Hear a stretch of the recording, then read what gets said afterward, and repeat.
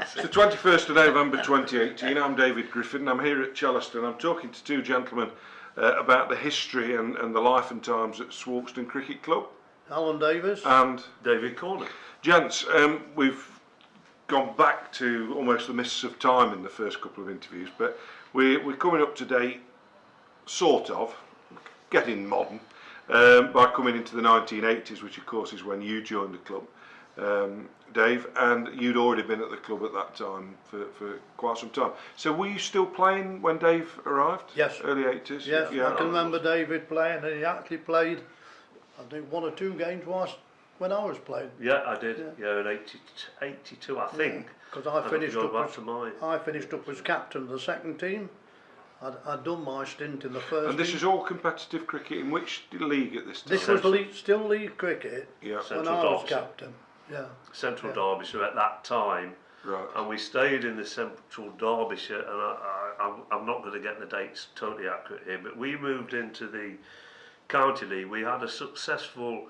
Central Derbyshire used to have 2 first team divisions and 2 second 11 divisions, and one of the prerequisites of joining the Central Derbyshire, which was the people like John Rowlands and Gwyn Jones, who were the chairman and secretary of the league. Chris Higginbottom, I think. Chris Higginbottom in the league with Belper Meadows at the time. One of the prerequisites was that you owned your own ground. You couldn't play in that league if you were Parks. So you either owned or you had your own ground. And so it was a totally different league. We had players coming to us at the time who'd been away from the club, mainly the Dixon brothers, Dave Dixon, Steve Dixon, who played at Aston on Trent in the what was then the Border League, and they came back to the club because the Dixon name has been associated with the Swarkestone Cricket Club, going back over the years to Tom Kitchen, the ex-landlord at the Crew, who and his daughter Susie Dixon, who then had a long association with the club into her hundreds. However, going back to the team, then we did well in the Central Derbyshire. We won the year we were running away with the championship in the Central Derbyshire is when we approached the County League, or as it was, the Border League, about joining them to try and extend, if you like, our club. The second team were in the top division, the second teams, the first team were towards the top, and then winning the Central Derbyshire. We moved out. We moved then a year or 2 years, I think, ahead of when the actual Central Derbyshire League merged with the 2 years. We were the first to go. We were the first to go at that time. And then the likes of Ticknell. And at that time is when we were starting the juniors, so we could see we perhaps needed to move the club to a slightly different level. And younger players were very keen on going up to that, what was perceived but didn't turn out to be in the first instance our highest standard. I think it was perceived at the time. And we went into the Division 2, the second division down, and did pretty well starting off in there. But then as things progressed, we've got more and more players coming up from within, and we were becoming a team based around youth and doing quite well in the County League as it became. And we just started at that time. We had Paul Aldred with us for the first year or so. Then Paul at 20 moved to Ockbrook and Barwash to try and further his pursuit of Derbyshire, and he had 5 years playing second 11 cricket in England amateur level cricket and Ockbrook and Barwash. And we lost Paul to Ockbrook and Barwash at that time, and we always remembered that as being a little bit of a sad time for us. Then subsequently we had Wayne White, who came up from 13, 14-year-old through the club, and then moved on to Derbyshire, Leicestershire, Lancashire, etc. But so we've developed some good youngsters in the late 80s and early 90s. Can I just ask, were these players that you yourself identified as potential county cricketers? I think the case with Paul Aldred, Paul came to us because his dad played with us in the Central Derbyshire League, and I think he just developed. I don't know actually who got him down to Derbyshire. But could you see in him a spark of talent that might take him to another level when he was with you? Well, it was, yes, I always remember a game we played against Corndon down at Swarkestone in the Village Cup. And to put it politely, he made quite a number of Corndon people. Bearing in mind, Corndon at that time was a top side. And he went on to win the cup. Yeah, probably that year actually. He made one or two of them hop around a bit. Right. Certainly Stuart Underwood. Stuart wasn't particularly interested in Paul Alder. I think he was a bit too quick for him. And that was most probably, as far as I'm was concerned, was you started to see a bit of potential with him. In the case of Wayne White, it's quite a story with Wayne, because he came to us as a junior, as David said, as a spin bowler. Off spin bowler. Right. And the ironic thing about this is that he was in the net at Repton when Paul Moulder decided, well, have you tried to bowl quick? And he did. And at that moment, Paul recommended him to Derbyshire, and down he went. And the rest of the story is the rest of his history, you know. And apparently, I can remember talking to Graham Walsh down there one day, and he said, he's bloody quick. He's bloody quick, he says, you know. And that was really how Wayne started. It didn't turn out quite right. I think with Paul, you know, he played. I captained the second 11 for a while in the early 80s, mid 80s, and Paul then would be about 13, and we used to pick him up at Derby bus station. He'd come down from North Derbyshire, and Paul had this beautiful right arm over action, swinging the ball away, but he wasn't very tall, Paul, and even at 15, 16, he wasn't that tall. Then he went and did some odd jobs, roofing and various things, built himself up a bit, and Oslo went up in size. He's one of these youngsters who actually grew probably more between the age of 15 and 18 than he did between 11 and 15. And he put on his size and stature. Then he started to whip the ball through and move it away quite rapidly. He was quick. You know, and I always remember we played an end of season friendly at Otbuck and Barwash, and he troubled top liners, you know, Sully and Dave Alec and various other batters at Otbuck, and that was, we'd been in the Division 1, and then Otbuck, Paul quite rightly, I remember him coming round to my house with his dad to bring a letter to say he'd been offered a place at Otbuck and Barwash, and brought me the letter, and we sat and had a chat, and he went with our best wishes to Otbuck. And I think at that point we thought, you know, will we ever be in a position where we could perhaps hold on to some of our better players? Not that we lost lots. Johnny Guthrie, Jamie Guthrie previous. Jamie's obviously working for Derbyshire now, but Jamie was a high quality youngster, and his younger brother Johnny now plays in Australia, lives in Australia. So we had good players. Luke Thomas, who's now back with the club, good players coming through, and we needed to try and keep on with those players. If we go back a stage, David, from that, apart from the Paul Alder era, as we said, we went into Division 2 of the County League, and we was there, I think, for a couple of years, and then we got relegated down to Division 3.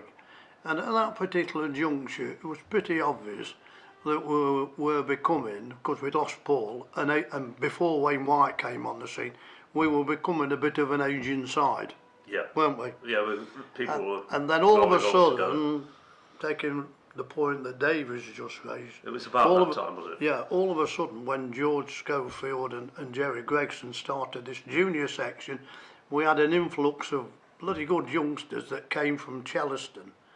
And as Davies mentioned, we had Luke Thomas, Jamie Guthrie, Michael Scott, Robert Thompson. They started to come in, and then all of a sudden the first team went from Division 3 to Division 2, from Division 2 to Division 1, and became champions. And at that time, before we started engaging overseas, it was before that. Robbie Lopez came across, slow left armour. he was our first in my time overseas player. Then he was followed by Stuart Carpinen. Stuart, who was quick, 18, 19, he did 2-3 years with us. Used to bowl a lot of no balls, but he went on to play for Western Australia and South Australia, and actually came over as the fielding coach with one Aussie team at one of Ponting's sides. Yeah. And then went to Sri Lanka, I think, as a physio for Sri Lanka. But Stuart came over, and then after that, the one and only Vice President, Brett Chard, who will be fondly remembered and still follows the club. And we hear from Brett, and if he ever comes over, call in to see us all. Yeah. Brett Chard stayed with us, and it helped give us that momentum. And the final push was being able to engage players to play for us with Derbyshire connections, and that's when around 2010 when Chris Grant got involved and gave us the extra push at the time to build the new pavilion. We had some money in place, things just came together. Just preceding that then, when there was the reorganisation of the leagues and the Premier League came into being, where were you at that time in terms of divisions? We finished runners up in Division 1. In what year would that 2000, well, how long did 10 years, hasn't it been going, the Premier League? So that would take us to 1998. No. I'm getting confused. Premier League was at the end of the 20th century, wasn't it? 1999, 2000. So where were you allocated within the Derbyshire County League at that time? We were in Division 1? We was in Division 1, weren't we? I think so. It might have been in Division 2 at that time, because Division 1 became the Premier, didn't it? And were the standards about, because I'm going back now to the very first interview we did, and we talked about the railway carriage for changing rooms and whatever. So were facilities part of the criteria for each division you played in? But over that, my initial 15-25 years with the club, we managed to get showers into the shed. Right. Let's call it the shed, call it what it was, into the pavilion stroke shed. We had showers in, and we built a toilet block alongside. Right. So we did have running water and all the prerequisites and the right number of showers for joining the league. So we just about met. But we had a building that was gradually falling apart. It was very susceptible to any ne'er-do-well who wanted to enter and that sort of thing. So, and I always remember in the 2008 where we had all the piping nicked over the winter, and the place was flooded out and all the copper was nicked. So at that where time, was the plan for the new pavilion? Were you always intact? You've talked about Chris helping you, but what happened was that just going back a stage, when we got near to the top of the old division of the top division of the county league, and the Premier League had brought up their ground assessment, obviously we had to be assessed. Yeah. And it was that particular point when they turned round and said, well, everything's fine apart from your pavilion. Rather critical. Which was the old thing. Well, and I can remember at that time I was chairman of the club, and I remember in this room we had an AGM, and the treasurer announced that we'd got 20 quid to ourselves. That's all we'd got. And it was then decided we really ought to get into the Premier League, look into build a new pavilion. Well, how you do it with 20 quid, I don't know. But as luck would have it, we put some plans up in the old pavilion, didn't we? When Granty came across and looked at them, and he said, oh, well, what's all this about? How much is it going to cost? Etc., etc. And another chap called Dermot Stewart sat in a committee, we had the committee meetings at the Crew at the time, turned round and said, gentlemen, we're going to build a new pavilion. And we all went, you are? But we're all going to build a new pavilion. And it was down to Dermot Stewart that drove that new building as you see as today, with the aid of Chris Grant putting a bit towards the end of it, Well, we built the new pavilion for a total cost of just over 150,000. 50,000 it was. Which was remarkable. We had the support of a local builder at that time, and fantastically just really charged us. We sourced all our materials, we did a lot of self-help. Chris gave us roughly the fine. We gained charity status, so we were able to make best use. But I think we got 90 to 100,000 pounds of grants. What struck me at the time though, and it still grates with me slightly, that where we applied for grants from sporting foundations, we got none.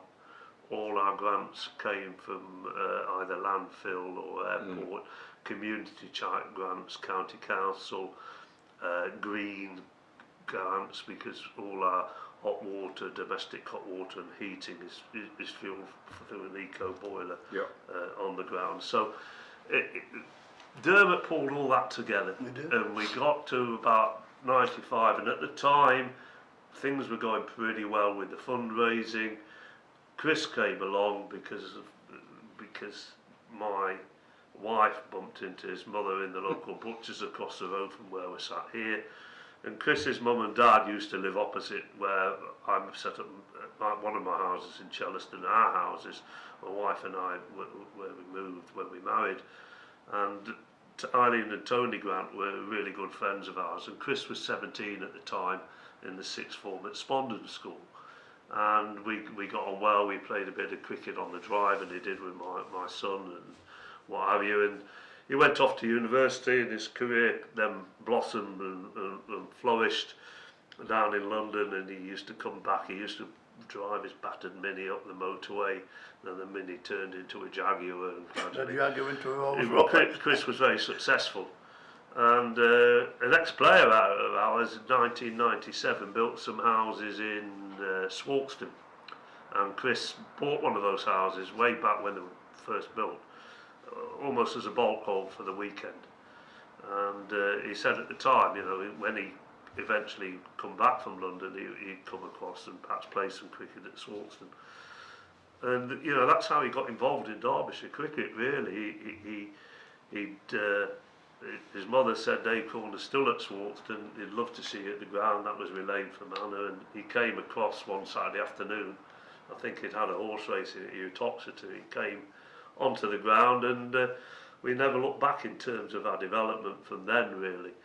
And it moved on, and I think, you know, the reason why Chris was drawn to Derbyshire's notice, really, because he got talking about Derbyshire cricket to various people at the club, and then was introduced at Derbyshire, and he then moved into the Derbyshire role. So we've got a lot to answer for at Swarkestone with Chris Grant. I can remember chairman at Derbyshire. I can remember whilst we was constructing that pavilion that Chris, in his working clothes, and some people might think he doesn't have working clothes, but I can assure you he does, stuck on top of some scaffolding, hoiking those roof trusses up, and there's a lot in that pavilion. But Chris, myself, Dermot, was hoiking roof trusses up whilst the builder was fastening. So he is a down-to-earth sort of guy, you know. And in respect of, and I must say this, in respect of what people think about the bloke, he did not pay for that pavilion to be built. He contributed, but he didn't pay for it. Yeah. Well, on that note, gents, we'll say thank you once again. Been really interested in hearing what you've got to say about Swarkestone Cricket Club. Thank you. Thank you very much. Thank you.